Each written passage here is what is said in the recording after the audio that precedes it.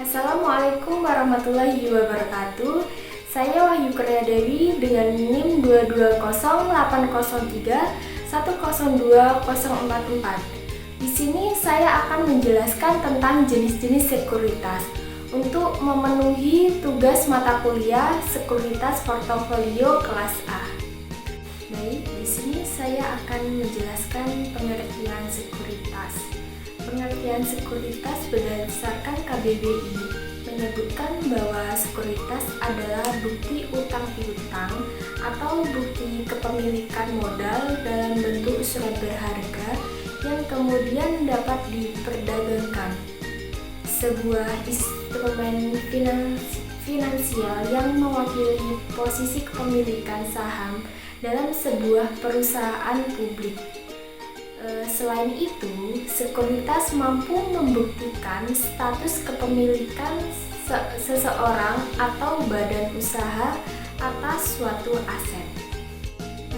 Selanjutnya, sekuritas memiliki beberapa fungsi dan peran utama dalam pasar keuangan. Yang pertama yaitu pendanaan. Dalam artian, sekuritas memungkinkan perusahaan untuk mendapatkan dana dari investor dengan menerbitkan saham atau obligasi. Ini membantu perusahaan untuk membiayai proyek atau operasi bisnis mereka. Untuk yang kedua yaitu investasi. Dalam artian, bagi investor, sekuritas adalah instrumen investasi yang memungkinkan mereka untuk menyimpan dan meningkatkan kekayaan mereka. Ini bisa berupa saham, obligasi, atau instrumen keuangan lainnya. Untuk yang ketiga yaitu diverifikasi. Dalam artian, investasi dalam berbagai jenis sekuritas membantu mengurangi resiko dengan menyebar investasi di berbagai aset. Dengan diverifikasi, investor dapat mengurangi potensi kerugian jika satu aset tumbuh buruk. Untuk yang keempat yaitu likuiditas. Dalam artian, sekuritas sering dapat diperdagangkan di pasar sekunder, memungkinkan investor untuk membeli atau menjualnya dengan mudah. Ini memberikan likuiditas kepada investor, memungkinkan mereka untuk mengaset dana saat dibutuhkan. Untuk yang terakhir yaitu yang kelima, transparansi. Dalam artian, sekuritas yang diperdagangkan di pasar keuangan harus memberikan informasi yang jelas dan transparan kepada investor. Ini termasuk laporan keuangan, prospek perusahaan, dan informasi lainnya yang relevan untuk membuat keputusan investasi yang cerdas. Baik, untuk yang selanjutnya yaitu cara kerja sekuritas. Untuk yang pertama yaitu perantara perdagangan efek atau broker dealer. Di sini, perusahaan sekuritas bertugas untuk melakukan jual beli efek atau surat berharga bagi kepentingan sendiri atau pihak lain. Untuk yang kedua yaitu penjamin emisi efek atau underwriter. Perusahaan juga bekerja penjamin emisi efek atau underwriter. Perusahaan sekuritas akan membantu calon-calon emiten untuk melaksanakan pelaksanaan umum saham atau initial public offering atau IPO dengan atau tanpa kewajiban untuk membeli sisa efek yang tidak terjual. Selanjutnya, jenis-jenis sekuritas di pasar uang dan modal. Yang pertama yaitu surat utang atau obligasi atau debt or bonds. Obligasi adalah surat pinjaman dengan bunga tertentu dari pemerintah yang dapat diperjualbelikan. Obligasi berisi janji dari pihak yang menerbitkan saham untuk membayar imbalan berupa bunga pada periode tertentu dan melunasi pokok utang pada akhir waktu yang telah ditentukan kepada pihak pembeli obligasi tersebut. Untuk yang kedua yaitu saham. Saham adalah instrumen keuangan yang mewakili kepemilikan dalam sebuah perusahaan. Saat seseorang membeli saham, mereka memperoleh bagian dari perusahaan tersebut dan memiliki hak atas potensi keuntungan serta hak untuk ikut serta dalam keputusan perusahaan melalui hak suara dalam rapat pemegang saham. Saham atau stok ekuitas perusahaan mewakili kepemilikan dalam suatu badan usaha. Jika ekuitas merupakan kepemilikan gabungan dalam suatu perusahaan atas sejumlah investor, maka ekuitas tersebut disebut sebagai saham. Ekuitas biasanya memberikan pembagian tunai kepada pemegangnya yang disebut sebagai dividen. Untuk jenis yang ketiga yaitu real estate. Real estate dalam konteks sekuritas merujuk pada investasi dalam properti fisik seperti apartemen, perkantoran, atau pusat perbelanjaan yang diperdagangkan sebagai instrumen keuangan. Investasi dalam real estate sekuritas dapat dilakukan melalui berbagai instrumen seperti real estate instruments, trust atau REITs, atau saham perusahaan properti yang terdaftar di bursa saham.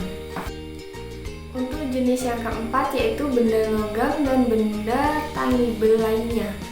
Benda logam dalam sekuritas adalah aset fisik yang memiliki nilai intrinsik berdasarkan komoditas logamnya, seperti emas, perak, atau platinum. Sedangkan benda tangible lainnya adalah aset fisik yang dapat diraba atau disentuh dan memiliki nilai ekonomi, seperti properti, peralatan, atau kendaraan. Dalam konteks sekuritas, keduanya bisa dijadikan underlying asset dalam berbagai instrumen investasi seperti obligasi atau saham. Untuk jenis yang kelima yaitu futures dan opsi. Futures adalah kontrak yang meningkatkan pembeli untuk membeli atau penjual untuk menjual suatu aset pada harga tertentu di masa depan. Sedangkan opsi adalah kontrak yang memberi pembeli hak, namun bukan kewajiban untuk membeli atau menjual aset pada harga tertentu dalam jangka waktu tertentu. Kedua instrumen ini digunakan untuk mengelola risiko dan spekulasi di pasar keuangan. Untuk jenis yang keenam yaitu mata uang asing. Selama nilai tukar mata uang antara negara berubah secara konstan, adalah suatu yang memungkinkan untuk menganggap bahwa mata uang asing sebagai sarana investasi. Adanya peningkatan dalam tingkat bunga di negara asing atau berubahnya tingkat inflasi menyebabkan semakin mungkin bagi investor untuk berspekulasi terhadap mata uang asing. Hal ini terkait dengan harapan investor bahwa akan terjadi perubahan daya beli dan kemampuan masyarakat di negara dengan pola pergerakan inflasi dan suku bunga yang bervariasi.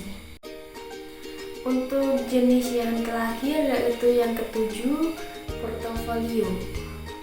Portofolio dalam sekuritas adalah kumpulan investasi atau aset keuangan yang dimiliki oleh individu, perusahaan, atau institusi keuangan.